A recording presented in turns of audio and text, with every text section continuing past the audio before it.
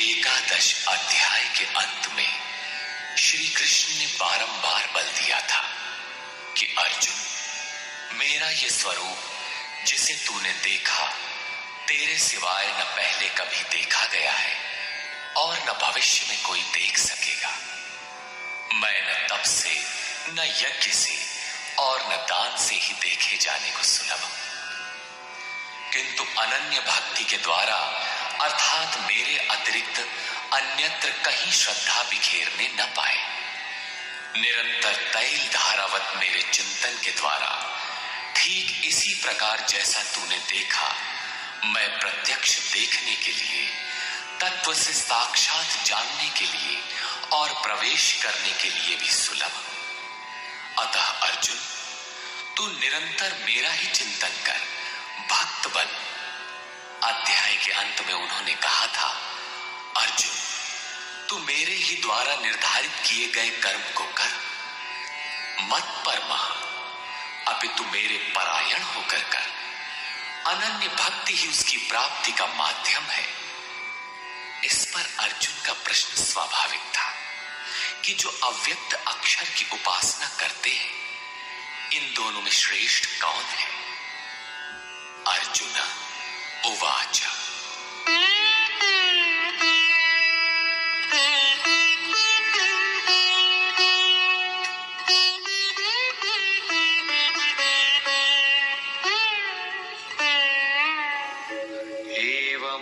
सततयुक्ता ये भक्तास्त्वां पर्युपासते, ये चाप्यक्षरमव्यक्तं तेषां के योगवित्तमाः।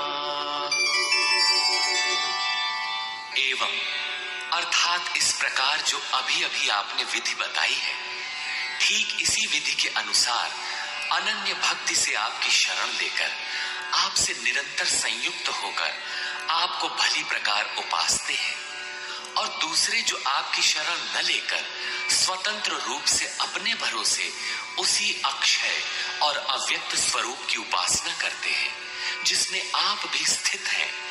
इन दोनों प्रकार के भक्तों में अधिक उत्तम योगवेत्ता कौन है? इस पर योगेश्वर श्री कृष्ण ने कहा, श्री भगवान उवाच।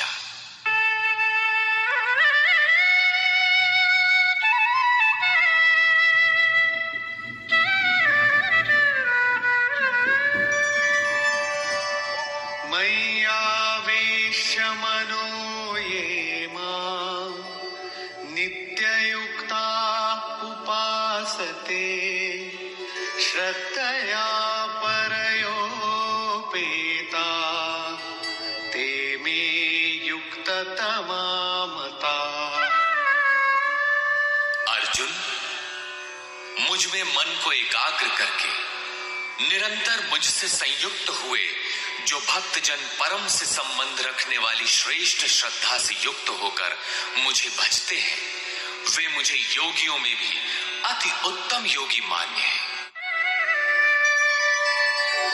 ये त्वक्षरमनिर्देश्यम् अव्यक्तं पर्युपासते, सर्वत्र गमचिन्त्यं च कूटस्थमचलं ध्रुवम्। संयम्येन्द्रियग्रामं सर्वत्र समबुद्धयः, ते प्राप्नुवन्ति मामेव सर्वभूतहिते रताः। जो पुरुष इंद्रियों के समुदाय को भली प्रकार संयत करके मन बुद्धि के चिंतन से अत्यंत परे सर्वव्यापी अकथनीय स्वरूप सदा एक रस रहने वाले नित्य अचल अव्यक्त आकार रहित और अविनाशी ब्रह्म की उपासना करते हैं, संपूर्ण भूतों के हित में लगे हुए और सब में समान भाव वाले वे योगी भी मुझे ही प्राप्त होते हैं। ब्रह्म के उपर्युक्त विशेषण मुझसे भिन्न नहीं है, किंतु क्लेशोऽधिकतरस्तेषाम् अव्यक्तासक्तचेतसाम् अव्यक्ता हि गतिर्दुःखम् देहवद्भिरवाप्यते। उन अव्यक्त परमात्मा में आसक्त हुए चित्त वाले पुरुषों के साधन में क्लेश विशेष है, क्योंकि देहाभिमानियों से अव्यक्त विषयक गति दुखपूर्वक प्राप्त की जाती है। जब तक देह का भान है तब तक अव्यक्त की प्राप्ति दुष्कर है। योगेश्वर श्री कृष्ण सद्गुरु थे। अव्यक्त परमात्मा उनमें व्यक्त था। वे कहते हैं कि महापुरुष की शरण न लेकर जो साधक अपनी शक्ति समझते हुए आगे बढ़ता है कि मैं इस अवस्था में हूं, आगे इस अवस्था में जाऊंगा, मैं अपने ही अव्यक्त शरीर को प्राप्त होऊंगा, वो मेरा ही रूप होगा, मैं वही हूं। इस प्रकार सोचते प्राप्ति की प्रतीक्षा न करके अपने शरीर को ही सोहम कहने लगता है। यही इस मार्ग में सबसे बड़ी बाधा है। वो दुःखालियम अशाश्वतम में ही घूम फिर कर खड़ा हो जाता है। किंतु जो मेरी शरण लेकर चलता है वो ये तु सर्वाणि कर्माणि मयि सन्न्यस्य मत्पराः अनन्येनैव योगेन मां ध्यायन्त उपासते। जो मेरे परायण होकर संपूर्ण कर्मों अर्थात आराधना को मुझ में अर्पण करके अनन्य भाव से योग अर्थात आराधना प्रक्रिया के द्वारा निरंतर चिंतन करते हुए भजते हैं। तेषामहं समुद्धर्ता मृत्यु संसार सागरात् भवामि न चिरात् पार्थ मय्यावेशित चेतसाम्। केवल मुझ में चित्त लगाने वाले उन भक्तों का मैं शीघ्र ही मृत्यु रूपी संसार से उद्धार करने वाला होता हूं। इस प्रकार चित्त लगाने की प्रेरणा और विधि पर योगेश्वर प्रकाश डालते हैं।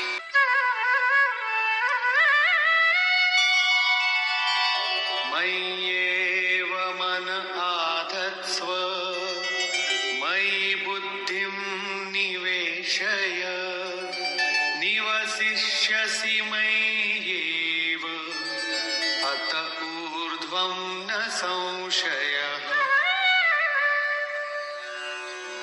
इसलिए अर्जुन, तू मुझ में मन लगा, मुझ में ही बुद्धि लगा।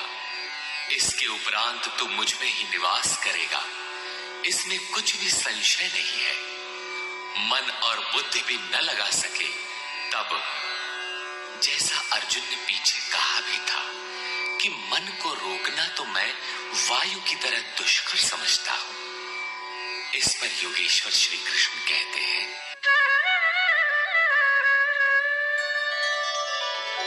अथ चित्तं समाधातुं न शक्नोषि मयि स्थिरम् अभ्यासयोगेन ततो मामिच्छाप्तुं धनञ्जय।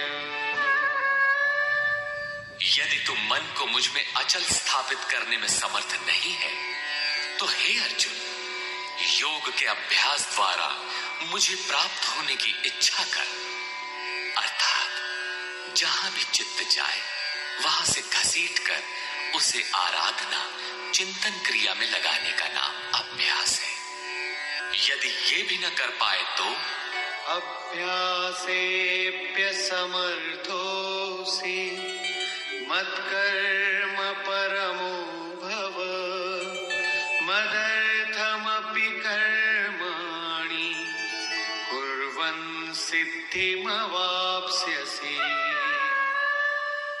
यदि तू अभ्यास में भी असमर्थ है तो केवल मेरे लिए कर्म कर, अर्थात आराधना करने में तत्पर हो जा। इस प्रकार मेरी प्राप्ति के लिए कर्मों को करता हुआ तू मेरी प्राप्ति रूपी सिद्धि को ही प्राप्त होगा। अर्थात अभ्यास भी पार न लगे तो साधन पथ में लगे भर रहो। अथैतदप्यशक्तोऽसि कर्तुं मद्योगमाश्रितः सर्वकर्मफलत्यागं ततः कुरु यतात्मवान्। यदि इसे भी करने में असमर्थ हो तो संपूर्ण कर्म के फल का त्याग कर, अर्थात लाभ हानि की चिंता छोड़कर मद्योग के आश्रित होकर, अर्थात समर्पण के साथ आत्मवान महापुरुष की शरण में जाओ। उनसे प्रेरित होकर कर्म स्वतः होने लगेगा। समर्पण के साथ कर्म फल के त्याग का महत्व बताते हुए योगेश्वर श्री कृष्ण कहते हैं, श्रेयो हि ज्ञानमभ्यासाच् ज्ञानाध्यानं विशिष्यते ध्यानात् कर्मफलत्यागः त्यागात् शान्तिरनन्तरम्। केवल चित्त को रोकने के अभ्यास से ज्ञान मार्ग से कर्म में प्रवृत्त होना श्रेष्ठ है। ज्ञान माध्यम से कर्म को कार्य रूप देने की अपेक्षा ध्यान श्रेष्ठ है, क्योंकि ध्यान में इष्ट रहता ही है। ध्यान से भी संपूर्ण कर्मों के फल का त्याग श्रेष्ठ है, क्योंकि इष्ट के प्रति समर्पण के साथ ही योग पर दृष्टि रखते हुए कर्म फल का त्याग करने से उनके योग क्षेम की जिम्मेदारी इष्ट की हो जाती है। इसलिए इस त्याग से वो तत्काल ही परम शांति को प्राप्त हो जाता है। अभी तक योगेश्वर श्री कृष्ण ने बताया कि अव्यक्त की उपासना करने वाले ज्ञान मार्गी से समर्पण के साथ कर्म करने वाला निष्काम कर्मयोगी श्रेष्ठ है। दोनों एक ही कर्म करते हैं, किंतु ज्ञान मार्गी के पथ में व्यवधान अधिक है। उसके लाभ हानि की जिम्मेदारी स्वयं पर रहती है, जबकि समर्पित भक्ति की जिम्मेदारी महापुरुष पर होती है। इसलिए वो कर्म फल त्याग द्वारा शीघ्र ही शांति को प्राप्त होता है। अब शांति प्राप्त पुरुष के लक्षण बताते हैं। अद्वेष्टा सर्वभूतानां मैत्रः करुण एव च निर्ममो निरहंकारः समदुःख सुखः क्षमी। इस प्रकार शांति को प्राप्त हुआ जो पुरुष सब भूतों में द्वेष भाव से रहित, सबका प्रेमी और हेतु रहित दयालु है, और जो ममता से रहित, अहंकार से रहित, सुख दुख की प्राप्ति में सम तथा क्षमावान है।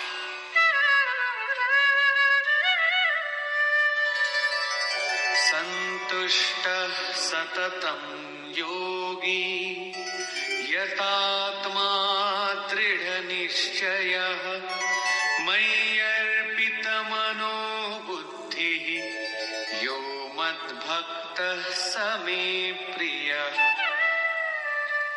जो निरंतर योग की पराकाष्ठा से संयुक्त है, लाभ तथा हानि में संतुष्ट है, मन तथा इंद्रियों सहित शरीर को वश में किए हुए है, दृढ़ निश्चय वाला है, वो मुझ में अर्पित मन बुद्धि वाला मेरा भक्त मुझे प्रिय है। यस्मान्नो द्विजते लोको लोकान्नो द्विजते च यः हर्षामर्षभयोद्वेगैर्मुक्तो यः स च मे प्रियः। जिससे कोई भी जीव उद्वेग को प्राप्त नहीं होता और जो स्वयं भी किसी जीव से उद्विग्न नहीं होता, हर्ष, संताप, भय और समस्त विक्षोभों से मुक्त है, वो भक्त मुझे प्रिय है। साधकों के लिए ये श्लोक अत्यंत उपयोगी है। उन्हें इस ढंग से रहना चाहिए कि उनके द्वारा किसी के मन को ठेस न लगे। इतना तो साधक कर सकता है, किंतु दूसरे लोग इस आचरण से नहीं चलेंगे। वे तो संसारी हैं ही, वे तो आग उगलेंगे, कुछ भी कहेंगे, किंतु पथिक को चाहिए कि अपने हृदय में उनके द्वारा अर्थात उनके आघातों से भी उथल पुथल न हो, चिंतन में सुरत लगी रहे, क्रम न टूटे। उदाहरण के लिए आप स्वयं सड़क पर नियमानुकूल बाएं से चल रहे हैं, कोई मदिरा पीकर चला आ रहा है, उससे बचना भी आपकी जिम्मेदारी है। अनपेक्ष शुचिर्दक्ष उदासीनो गतव्यथः सर्वारंभ परित्यागी यो मद्भक्तः स मे प्रियः। जो पुरुष आकांक्षाओं से रहित सर्वथा पवित्र है, दक्ष अर्थात आराधना का विशेषज्ञ है, अर्थात ऐसा नहीं कि चोरी करता हो तो दक्ष है। श्री कृष्ण के अनुसार कर्म एक ही है, नियत कर्म, आराधना चिंतन, उसमें जो दक्ष है। जो पक्ष विपक्ष से परे है, दुखों से मुक्त है, सभी आरंभों का त्यागी, वो मेरा भक्त मुझे प्रिय है। करने योग्य कोई क्रिया उसके द्वारा आरंभ होने के लिए शेष नहीं रहती।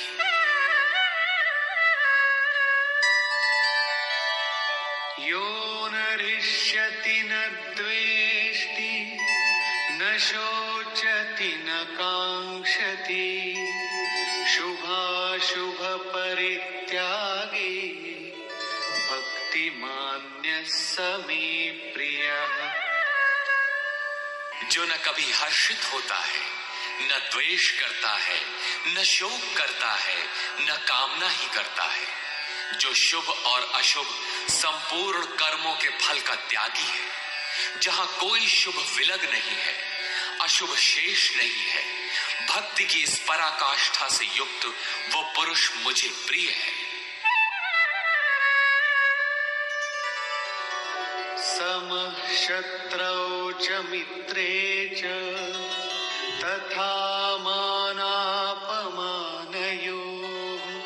शीतोष्ण सुख दुःखेषु समः संग विवर्जितः। जो पुरुष शत्रु और मित्र में, मान तथा अपमान में सम है, जिसके अंतःकरण की वृत्तियां सर्वथा शांत हैं, जो सर्दी गर्मी सुख दुखादि द्वंद्वों में सम है और आसक्ति रहित है, तथा तुल्य निंदा स्तुतिर्मौनी संतुष्टो येन केनचित् अनिकेतः स्थिरमतिर् भक्तिमान मे प्रियो नरः। जो निंदा तथा स्तुति को समान समझने वाला है, मननशीलता की चरम सीमा पर पहुंचकर जिसकी मन सहित इंद्रियां शांत हो चुकी है, जिस किसी प्रकार शरीर निर्वाह होने में जो सदैव संतुष्ट है, जो अपने निवास स्थान में ममता से रहित है, भक्ति की पराकाष्ठा पर पहुंचा हुआ वो स्थिर बुद्धि वाला पुरुष मुझे प्रिय है।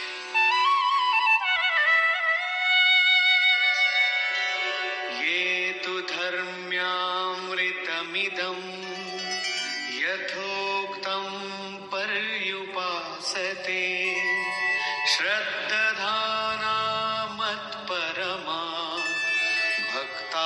भक्तास्तेतीव मे प्रिया। जो मेरे परायण हुए हार्दिक श्रद्धा युक्त पुरुष इस उपर्युक्त धर्ममय अमृत का भली प्रकार सेवन करते हैं, वे भक्त मुझे अतिशय प्रिय है। निष्कर्ष, गत अध्याय के अंत में योगेश्वर श्री कृष्ण ने कहा था कि अर्जुन, तेरे सिवाय न कोई पाया है न पा सकेगा जैसा तूने देखा, किंतु अनन्य भक्ति अथवा अनुराग से जो भजता है वो इसी प्रकार मुझे देख सकता है, तत्व के साथ मुझे जान सकता है और मुझ में प्रवेश भी पा सकता है। अर्थात परमात्मा ऐसी सत्ता है जिसको पाया जाता है। अतः अर्जुन, भक्त बन। अर्जुन ने इस अध्याय में प्रश्न किया कि भगवान, अनन्य भाव से जो आपका चिंतन करते हैं और दूसरे वे जो अक्षर अव्यक्त की उपासना करते हैं, इन दोनों में उत्तम योग वेदता कौन है? योगेश्वर श्री कृष्ण ने बताया कि दोनों मुझे ही प्राप्त होते हैं, क्योंकि मैं अव्यक्त स्वरूप हूं, किंतु जो इंद्रियों को वश में रखते हुए मन को सब ओर से समेट कर अव्यक्त परमात्मा में आसक्त हैं, उनके पथ में क्लेश विशेष है। जब तक देह का अध्यास अर्थात भान है, तब तक अव्यक्त स्वरूप की प्राप्ति दुखपूर्ण है, क्योंकि अव्यक्त स्वरूप तो चित्त के निरोध और विलय काल में मिलेगा। उसके पूर्व उसका शरीर ही बीच में बाधक बन जाता है। मैं हूं, मुझे पाना है कहते कहते अपने शरीर की ही ओर घूम जाता है। उसके लड़खड़ाने की अधिक संभावना है। अतः अर्जुन, तू संपूर्ण कर्मों को मुझ में अर्पण करके अनन्य भक्ति से मेरा चिंतन कर। जो मेरे परायण भक्तजन संपूर्ण कर्मों को मुझ में अर्पण करके मानव शरीरधारी मुझ सगुण योगी के रूप का ध्यान द्वारा तैल धारावत निरंतर चिंतन करते हैं, उनका मैं शीघ्र ही संसार सागर से उद्धार करने वाला हो जाता हूं। अतः भक्ति मार्ग श्रेष्ठ है।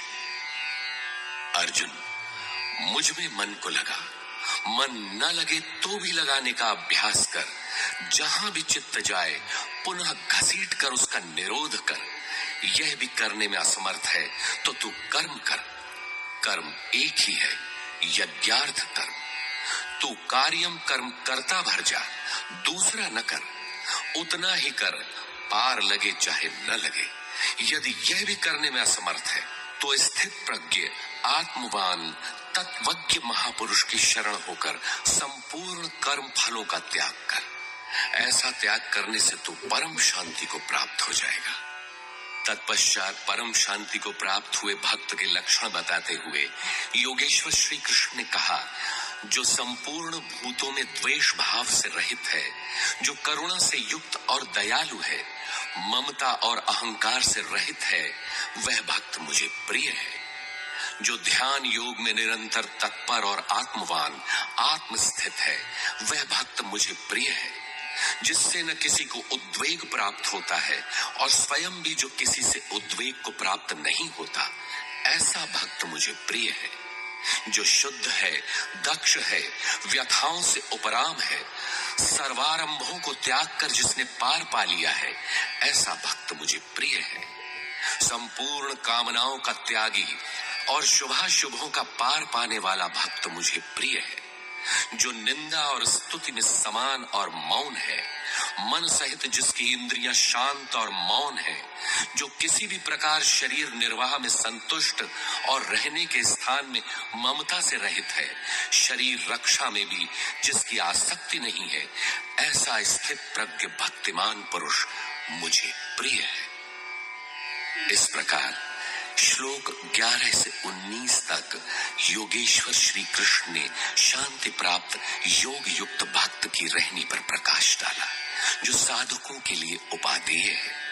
अंत में निर्णय देते हुए उन्होंने कहा, अर्जुन, जो मेरे परायण हुए अनन्य श्रद्धा से युक्त पुरुष इस ऊपर कहे हुए धर्ममय अमृत को निष्काम भाव से भली प्रकार आचरण में ढालते हैं, वे भक्त मुझे अतिशय प्रिय है।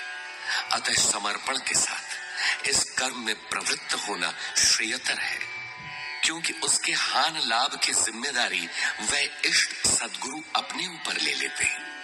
यहाँ श्री कृष्ण ने स्वरूपस्थ महापुरुष के लक्षण बताए, उनकी शरण में जाने को कहा और अंत में अपनी शरण में आने की प्रेरणा देकर उन महापुरुषों के समकक्ष अपने को घोषित किया। श्री कृष्ण एक योगी, महात्मा थे। इस अध्याय में भक्ति को श्रेष्ठ बताया गया, अतः इस अध्याय का नामकरण भक्ति योग युक्ति संगत है। ओम तत्सदिति। श्रीमद् भगवद गीता सूपनिषत्सु ब्रह्म विद्यायाम योग शास्त्रे श्री कृष्णा अर्जुन संवादे भक्ति योग नाम 12वां। इस प्रकार स्वामी अड़गड़ानंद कृत श्रीमद् भगवद गीता के भाष्य यथार्थ गीता का 12वां अध्याय पूर्ण होता है। हरि ओम।